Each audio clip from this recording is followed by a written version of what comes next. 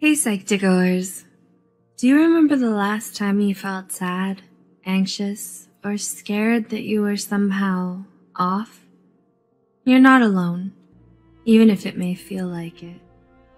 The National Alliance on Mental Illness, or NAMI, reports sometimes a funk or rough patch can be a sign of something much deeper. This video represents 10 mental health symptoms you shouldn't ignore. Before we begin, we need to warn you that this video may be triggering for some. If you feel triggered by this video, please take care of yourself, even if it means clicking off this video. With that being said, let's talk about the 10 mental health symptoms you should not ignore. 1. You're having feelings of sadness or depression that last longer than 2 weeks. All people experience sadness at one time or another. However, most normal feelings of sadness get better with time. The American Psychiatric Association reported abnormally intense sadness lasting 2 weeks could be a sign of depression. The National Institute of Mental Health stated, not being able to snap out of it, or sadness being heavier than normal, should be taken seriously. 2. You're having extreme mood swings and don't know why. Do you find that your mood seems to switch super quickly or randomly? Trump and others studied how often the average person's mood shifts on any given day. According to the National Center of Biotechnology Information, NCBI, this study showed people tend to experience positive emotions, such as joy or love, more often than negative ones. But it's totally normal for someone's emotions to change daily. However, the National Alliance for the Mentally Ill, NAMI, warns especially dramatic mood swings that cause huge changes in your behavior and energy can be a sign of bipolar disorder. Agencies such as the American Academy of Pediatrics say the more red flag signs are experiencing sadness, anger, or feelings of excessive euphoria for most of the day, especially if it has nothing to do with what's going on in your life. 3. Your worry and anxiety have gotten out of control. Have you ever found yourself worrying but can't shut it off? According to the National Institute for Mental Health, it may be a sign of an anxiety disorder. Other signs of anxiety disorders include having problems relaxing, insomnia, racing thoughts, unexplained aches and pains, or being easily irritated. The Anxiety and Depression Association of America suggests that if you've ever felt this way on most days for at least 6 months, you should consider talking to a mental health professional about your symptoms.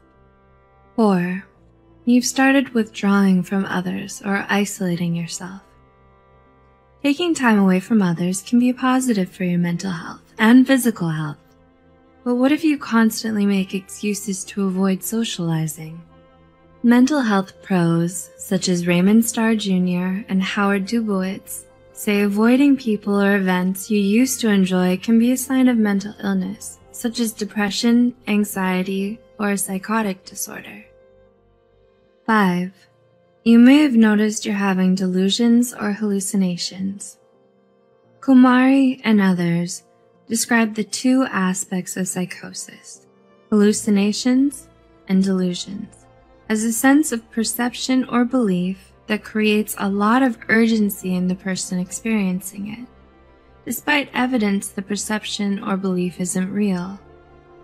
The National Alliance on Mental Illness reports up to 100,000 people in the US will experience psychosis every year. NAMI further stated 3 out of every 100 people will have a psychotic episode as a symptom of a physical or a mental illness, such as schizophrenia or schizoaffective disorder in their lifetimes. 6. You're having more and more difficulty dealing with normal life situations. Have you ever gone through a time in your life when nothing seemed to go right and you just couldn't deal? The Australian Department of Health stated a rough patch that you just can't get past, one that hurts your ability to function for more than 2 weeks to 2 months, may be a sign of depression or anxiety. A major sign that what you're experiencing is more than just a rough patch is when you have a hard time functioning in normal situations for several weeks, according to Mental Health America. 7. You're sleeping too much or too little. The Harvard University School of Medicine believes that 10 to 18% of the general population has problems sleeping. However, Harvard's med school stated either sleeping too much or too little is 2 or 3 times more common in people who suffer from a mental illness. The Harvard Med School stated about 50% of people who live with ADHD, depression, anxiety, or bipolar disorder suffer from insomnia or hypersomnia, which means sleeping too much. 8. You started abusing drugs or alcohol. According to mentalhealth.gov, 1 in 4, or 25% of people who live with the symptoms of a mental illness use alcohol or drugs to self-medicate things like anger, anxiety, or mania. Experts believe individuals who suffer from depression, anxiety disorders, personality disorders, or schizophrenia are more likely to use drugs and alcohol as a coping mechanism than people diagnosed with other mental illnesses. 9. You're having extreme anger outbursts.